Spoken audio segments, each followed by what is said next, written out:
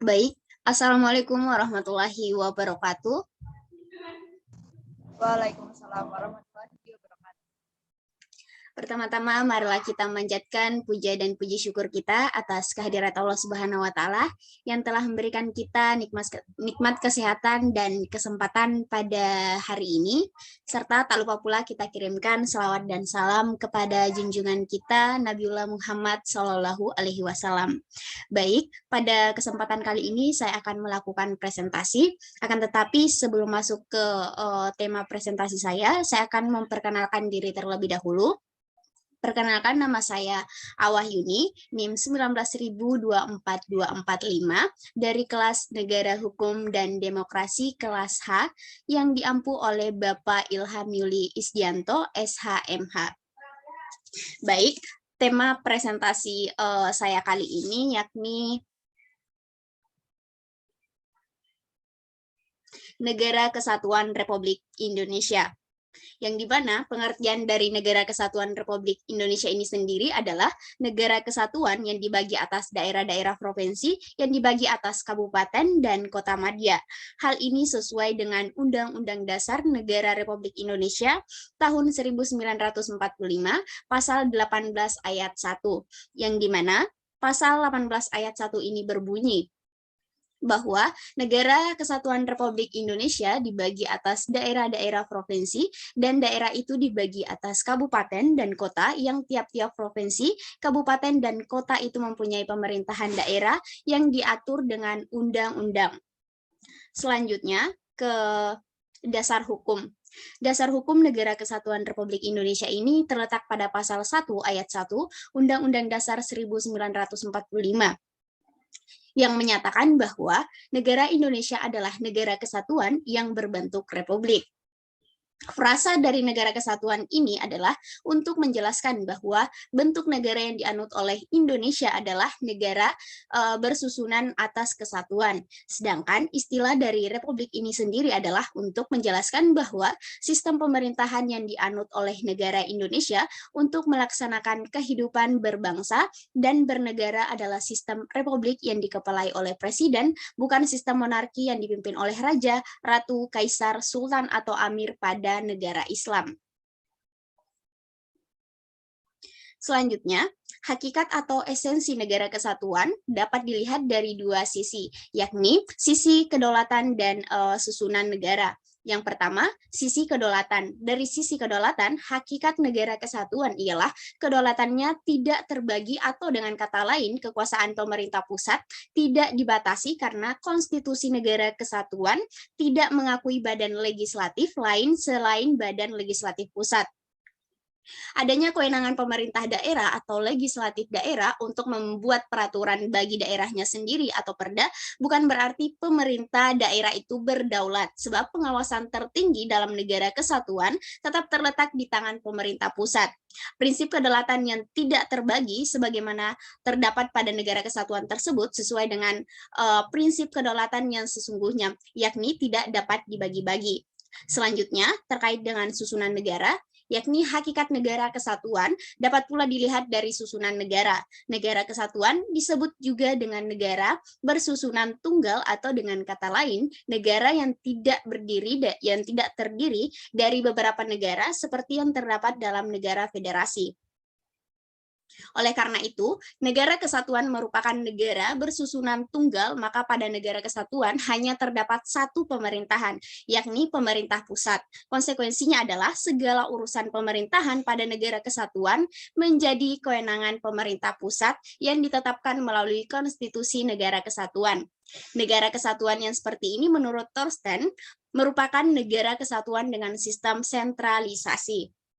Selanjutnya kita akan membahas terkait dengan latar belakang Negara Kesatuan Republik Indonesia.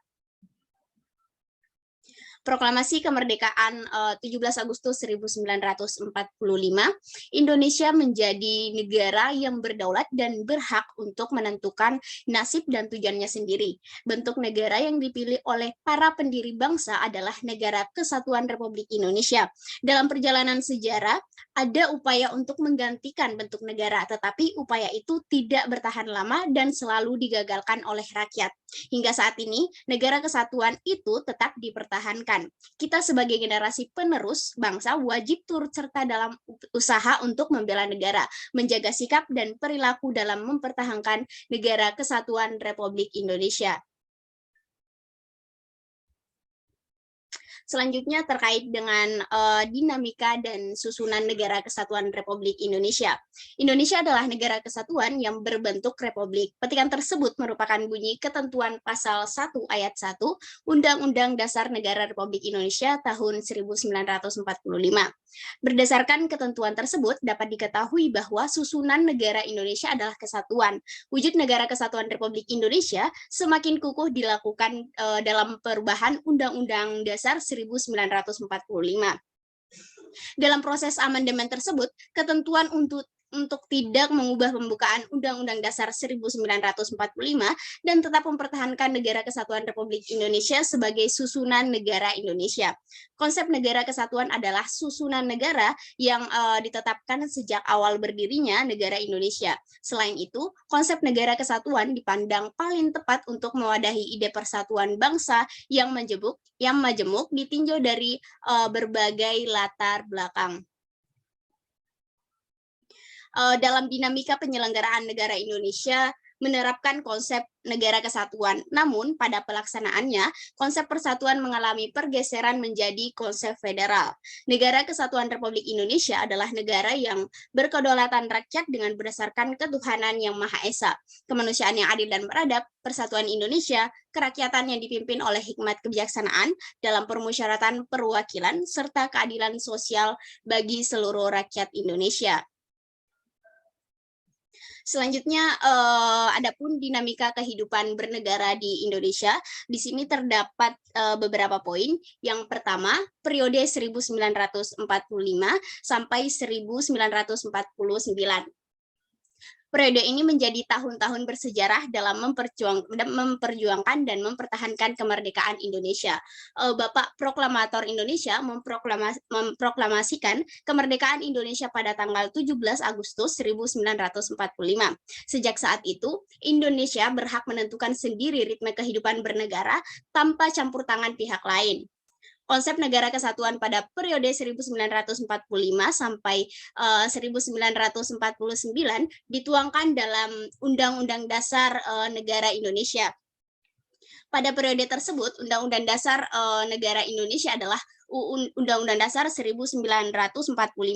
Undang-undang ini menjadi konstitusi pertama yang berlaku di seluruh wilayah Indonesia. Dalam Undang-Undang 1945 ditegaskan beberapa hal tentang negara Indonesia. Selanjutnya, periode 1949 sampai 1950. Indonesia lahir kembali dengan nama Republik Indonesia Serikat atau biasa disingkat dengan RIS. Republik Indonesia Serikat adalah negara federasi yang berdiri pada tanggal 27 Desember 1945 sebagai hasil kesepakatan tiga pihak dalam konferensi meja bundar. Pada masa itu, hukum dasar yang digunakan adalah Konstitusi Republik Indonesia Serikat. Konstitusi RIS ini berlaku berdasarkan keputusan Presiden nomor 48 tahun 1950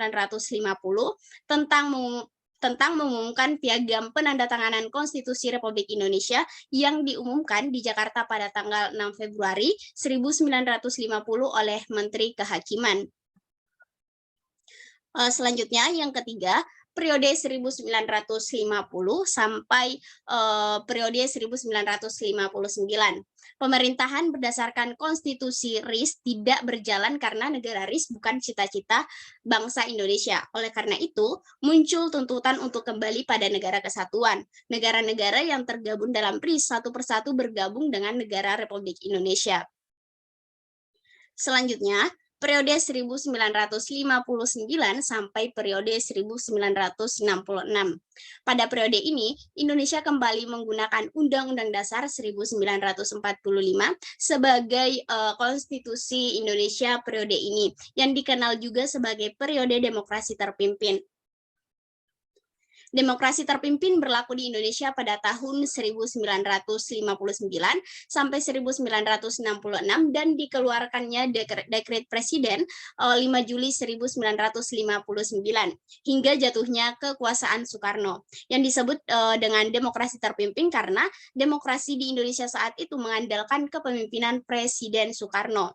Selanjutnya, periode 1966 sampai 1998. Insinyur Soekarno menjadi ikon periode 1966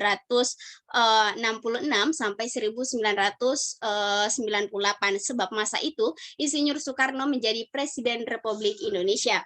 Periode ini dikenal dengan periode Orde Baru. Orde Baru merupakan istilah yang digunakan untuk memisahkan antara kekuasaan masa Insinyur Soekarno, masa Orde Lama atau masa Orde Lama dalam jangka waktu 1966 sampai 1998. Ekonomi Indonesia pada saat itu berkembang pesat meskipun hal ini terjadi bersamaan dengan praktek korupsi yang merajalela. Selanjutnya, periode 1998 sampai sekarang tercatat dalam sejarah upaya mahasiswa mengupayakan sebuah perusahaan. Mereka beriringan bersatu padu menduduki gedung kura-kura untuk meluluskan beberapa tuntutan. Mereka menyebutnya tuntutan reformasi. Oleh karena itu, periode 1998 sampai sekarang dikenal dengan periode reformasi. Salah satu tuntutan reformasi tahun 1998 adalah dilakukan amandemen terhadap Undang-Undang Dasar 1945.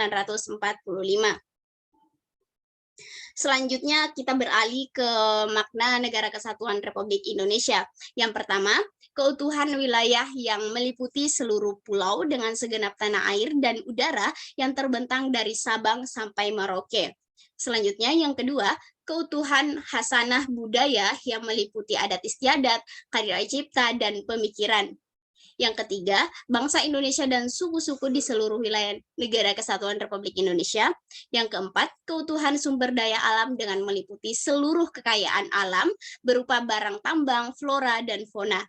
Dan yang kelima, keutuhan penduduk atau sumber daya manusia yang meliputi orangnya, status, keselamatan, hingga kesejahteraan. Selanjutnya makna manfaat dari Negara Kesatuan Republik Indonesia. Yang pertama, keutuhan dan keamanan tetap terjaga. Yang kedua, memperkuat jati diri bangsa. Yang ketiga, kemajuan bangsa dalam segala bidang. Dan yang keempat, terciptanya suasana tentram dan nyaman. Adapun tujuan dari Negara Kesatuan Republik Indonesia, menurut Plato, tujuan negara ialah mewujudkan kesusilaan manusia sebagai makhluk sosial dan individu. Tujuan negara dibagi menjadi dua. Yang pertama, tujuan esensial yang mempertahankan negara sebagai organisasi politik yang berdaulat. Yang kedua, tujuan fakultatif menyelenggarakan dan memperbesar kesejahteraan umum. Dengan mengetahui tujuan dari negara, maka kita dapat mengetahui bahwa sifat organisasi negara dan legitimasi negara tersebut.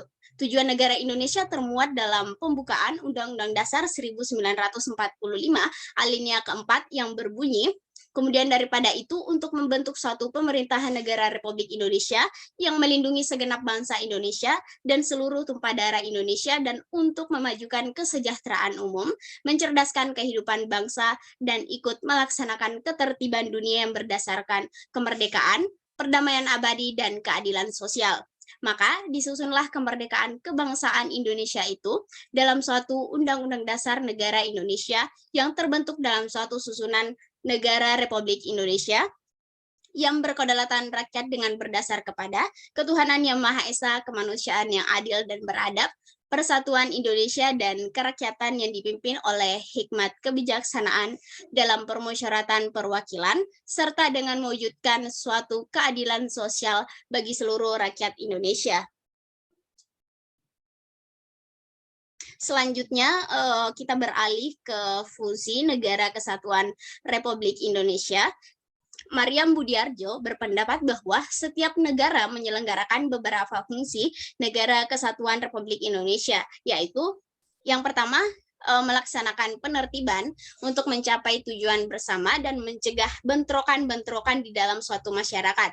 Yang kedua, mengusahakan kesejahteraan dan kemakmuran rakyatnya. Yang ketiga, pertahanan untuk menjaga serangan negara luar. Dan yang keempat, menegakkan keadilan melalui badan-badan pengadilan. Selanjutnya, bentuk Negara Kesatuan Republik Indonesia. Negara Kesatuan Republik Indonesia dibagi menjadi dua. Yang pertama, negara kesatuan dengan sistem sentralisasi. Negara kesatuan dengan sistem desentralisasi ini adalah di mana segala sesuatu diatur dan diurus oleh pemerintah pusat dan daerah-daerah hanya tinggal melaksanakan segala apa yang telah diinstruksikan oleh pemerintah pusat. Dan yang kedua, negara kesatuan dengan sistem desentralisasi, yaitu sistem di mana daerah-daerah diberikan sebuah kesempatan dan kekuasaan untuk mengatur dan mengurus rumah tangganya sendiri atau otonomi daerahnya yang dinamakan dengan daerah otonom. Selanjutnya, jenis-jenis negara kesatuan dengan sistem desentralisasi tersebut ada 5 macam variabel model, yakni negara kesatuan dengan sistem desentralisasi yang sentralistik. Negara kesatuan dengan sistem desentralisasi yang sentralistik ini adalah negara kesatuan di mana pemerintah pusatnya mempunyai kewenangan lebih besar daripada pemerintah daerah seperti negara kesatuan Prancis. Selanjutnya, yang kedua, negara kesatuan dengan sistem desentralisasi yang desentralistik. Negara kesatuan dengan sistem desentralisasi yang desentralistik adalah negara kesatuan di mana pemerintah daerahnya mempunyai kewenangan lebih besar daripada pemerintah pusat. Misal negara kesatuan Inggris. Bagirmanan mengatakan bahwa negara kesatuan Inggris berbeda dengan negara kesatuan Prancis dalam beberapa hal. Antara lain, pemerintah daerah Inggris tidak berada di bawah pengawasan satuan pemerintah daerah yang lain. Sedangkan dari pemerintahan daerah di Prancis tersusun secara hierarkis. Pemerintah daerah yang lebih tinggi mengawasi administrasi dan keuangan pemerintahan daerah yang lebih rendah. Pemerintahan daerah di Inggris lebih desentralistik, sedangkan Prancis lebih dekonsentralistik. Selanjutnya, negara kesatuan dengan sistem desentralisasi yang proporsional. Negara kesatuan dengan sistem desentralisasi yang proporsional, yakni negara kesatuan di mana pemerintah pusat dan pemerintah daerah mempunyai kewenangan yang seimbang. Misalnya negara kesatuan Belanda. Nah, Belanda di sini tergolong ke dalam negara kesatuan dengan sistem desentralisasi yang proporsional karena di satu sisi Belanda pernah dijajah oleh Prancis pada tahun 1795 sampai 1813 yang mempunyai corak negara kesatuan dengan sistem desentralisasi yang sentralistik. Sedangkan di pihak lain, sistem ketatanegaraan Belanda secara historis menunjukkan kecenderungan negara kesatuan dengan sistem desentralisasi yang kuat. Selanjutnya, negara kesatuan dengan sistem desentralisasi yang federalistik. Nah, negara kesatuan dengan sistem desentralisasi yang federalistik di sini, yakni bahwa negara kesatuan yang bercirikan negara federal karena mengadopsi asas desentralisasi dengan titik berat pada otonomi daerah. Mengadopsi asas dekonsentralisasi sangat terbatas dan mengadopsi asas federasi dari negara serikat dalam penyelenggaraan negara kesatuan. Misalnya adalah negara Kesatuan Republik Indonesia ketika berlakunya Undang-Undang Nomor 22 Tahun 1999 dan Undang-Undang Nomor 32 Tahun 2004 yang selanjutnya akan dibahas di bagian atau poin selanjutnya. Selanjutnya, negara kesatuan dengan sistem desentralisasi yang konfederalistik. Nah, negara kesatuan dengan sistem desentralistik konfederalistik ini Berarti negara kesatuan yang bersifat konfederalistik karena mengadopsi asas desentralisasi dengan penekanan pada otonomi daerah. Mengadopsi asas dekonsentrasi sangat terbatas pada serta mengadopsi asas konfederasi dari negara konfederasi atau serikat negara dalam penyelenggaraan negara kesatuan. Namun contohnya hingga saat ini belum ada. Selanjutnya, ciri-ciri negara kesatuan Republik Indonesia. Negara yang berbentuk kesatuan memiliki ciri-ciri sebagai berikut. Yang pertama, wewenang tertinggi berada di tangan pemerintah pusat.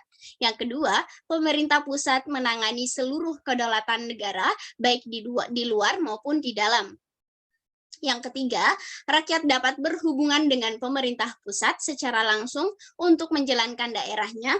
Yang keempat, hanya terdapat satu konstitusi undang-undang dasar, satu kepala daerah, satu kabinet, dewan, menteri, dan parlemen. Yang kelima, negara memiliki kebijakan yang berkaitan dengan suatu permasalahan ekonomi, politik, sosial, budaya, dan pertahanan keamanan. Selanjutnya, kelebihan negara kesatuan Republik Indonesia ini memiliki sejumlah kelebihan, diantaranya sebagai berbagai kepentingan dan urusan dikendalikan oleh pemerintah pusat, maka hal tersebut dilakukan secara merata. Yang kedua, struktur negara bersifat sederhana. Yang ketiga, koordinasi pusat dan daerah lebih mudah. Yang keempat, biaya untuk perekonomian lebih murah. Dan yang kelima, korupsi lebih bisa dikendalikan karena peran negara yang sangat dominan. Selanjutnya, model negara kesatuan Republik Indonesia di era reformasi. Untuk mengetahui tipe atau model negara kesatuan yang dianut oleh negara kesatuan Republik Indonesia di era reformasi, kita harus melihat pada ketentuan Undang-Undang Dasar 1945, hasil perubahan dan Undang-Undang tentang Pemerintahan Daerah yang pernah berlaku pada masa reformasi. Jika Undang-Undang Dasar 1945 hasil perubahan dan Undang-Undang tentang Pemerintah Daerah yang pernah berlaku pada masa reformasi menghendaki adanya pemancaran urusan pemerintahan dari pemerintahan pusat kepada pemerintahan daerah dalam NKRI, maka NKRI dikategorikan sebagai negara kesatuan dengan sistem desentralisasi. Sebaliknya, jika Undang-Undang Dasar 1945 hasil perubahan dalam Undang-Undang tentang Pemerintahan Daerah yang pernah berlaku pada masa reformasi tidak menghendaki adanya pemancaran urusan pemerintahan dari pemerintah pusat kepada pemerintah daerah dalam NKRI, maka Negara Kesatuan Republik Indonesia dikategorikan sebagai negara kesatuan dengan sistem sentralisasi. Selanjutnya, cara yang dapat dilakukan untuk mempertahankan keutuhan Negara Kesatuan Republik Indonesia adalah sebagai berikut. Yang pertama, dengan mengamalkan nilai-nilai yang terkandung dalam butir-butir Pancasila dan menerapkannya dalam kehidupan sehari-hari. Yang kedua, mengorbankan semangat Bhinneka Tunggal Ika sebagai landasan persatuan bangsa. Dan yang ketiga, menjalankan kehidupan berbangsa dan bernegara sesuai dengan landasan konstitusional Undang-Undang Dasar Negara tahun 1945. Dan yang keempat, melaksanakan usaha pertahanan negara. Serta yang kelima, menghormati satu sama lain, yakni dalam suatu negara kita harus saling menjaga dalam bentuk hal apapun, menaati segala aturan yang telah ditetapkan, dan saling menghargai baik dalam beda usia, suku, ras, dan budaya ataupun agama yang dianut. Kita sebagai bangsa yang bijak harus dapat menjaga dan membentuk kedaulatan suatu negara agar selalu tetap makmur dan berwibawa, walaupun adanya perbedaan antar pandangan, namun akan tetap terjaga apabila saling menghargai dan menerima pendapat dengan orang lain. Yang keenam,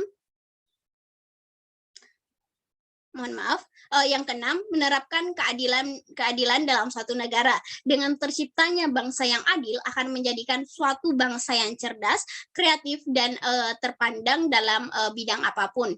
Dalam negara sangat dibutuhkan tegaknya keadilan berbangsa dan bernegara, karena dengan adanya keadilan, akan mewujudkan keutuhan Negara Kesatuan Republik Indonesia. Dan poin yang terakhir atau poin yang ketujuh yakni menumbuhkan rasa cinta tanah air, yakni kita sebagai negara harus membuktikan untuk mempertahankan supaya negara kita dapat selalu utuh dan terjaga dalam mewujudkan persatuan dan kesatuan di segenap aspek kehidupan sosial, baik alamiah maupun aspek sosial yang menyangkut kehidupan bermasyarakat. Maka dengan tumbuhnya rasa cinta pada tanah air akan menjadikan negara berdaulat, keutuhan negara, dan mempererat persatuan bangsa Indonesia sendiri.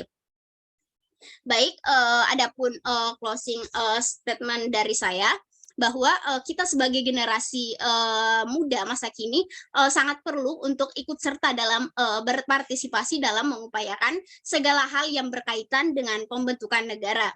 Karena dengan majunya negara akan membantu generasi bangsa dalam suatu keinginan yang ingin tercapai untuk masa depan. Dengan mengikuti perjalanan sejarah, generasi muda harus bertanggung jawab memelihara dan membangun masyarakat dan negara.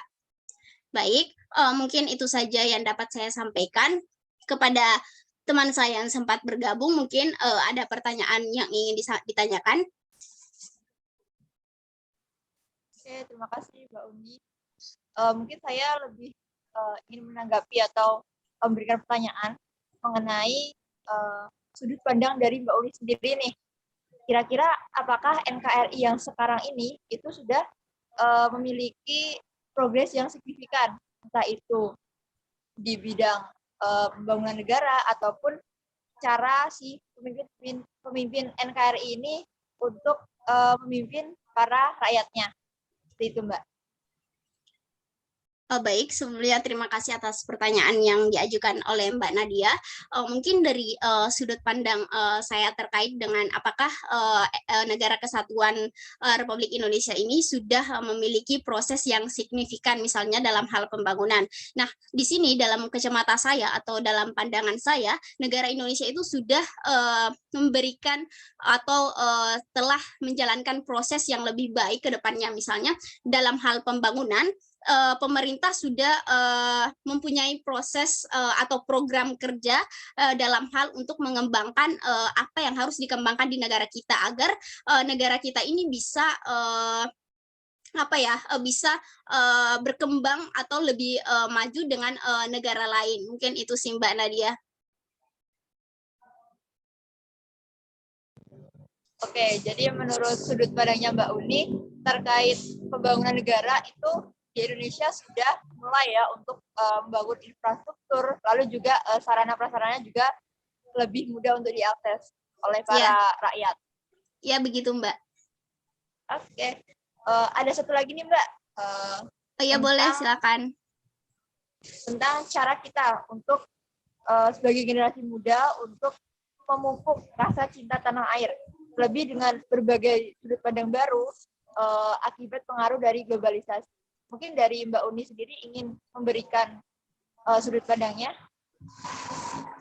Baik, seperti closing statement yang telah saya sampaikan tadi ya terkait dengan apa sih peran yang harus kita lakukan sebagai generasi penerus bangsa, yakni salah satu poin yang penting adalah bagaimana kita sebagai generasi penerus bangsa harus bisa mengimplementasikan nilai-nilai Pancasila dengan baik, serta ketika saat sekarang kan globalisasi itu sudah berkembang pesat, maka dari kitanya sendiri harus bisa meminimalisir atau bisa memilah dan memilih perkembangan globalisasi yang baik. Nah, dalam perkembangan globalisasi yang baik, kita harus mengikutinya atau bisa meningkatkan soft skill ataupun keterampilan kita melalui globalisasi yang berkembang sekarang. Dan kita juga harus meminimalisir atau meninggalkan hal-hal atau dampak negatif dari yang ditimbulkan dari perkembangan globalisasi itu sendiri sih Mbak Nadia, mungkin itu. Oke, berarti menurut Mbak Uni sendiri adalah gimana cara kita untuk mengendalikan diri kita, terus juga bisa memilah dan memilih cara kita atau sikap kita terhadap pengaruh globalisasi ini ya. Ya, seperti itu Mbak. Siap, terima kasih ya Mbak Uni. Sudah jelas. Oke, terima kasih kembali kepada Mbak Nadia yang telah berkenan hadir pada kegiatan presentasi saya pada hari ini untuk memenuhi tugas atau ujian akhir semester dari mata kuliah saya. Baik, mungkin itu saja yang dapat saya sampaikan. Mohon maaf apabila ada salah kata dan perkataan yang kurang berkenan. Billahi fisabilil haq, fastabiqul khairat. Wassalamualaikum warahmatullahi wabarakatuh. Waalaikumsalam warahmatullahi wabarakatuh. Terima kasih, Mbak.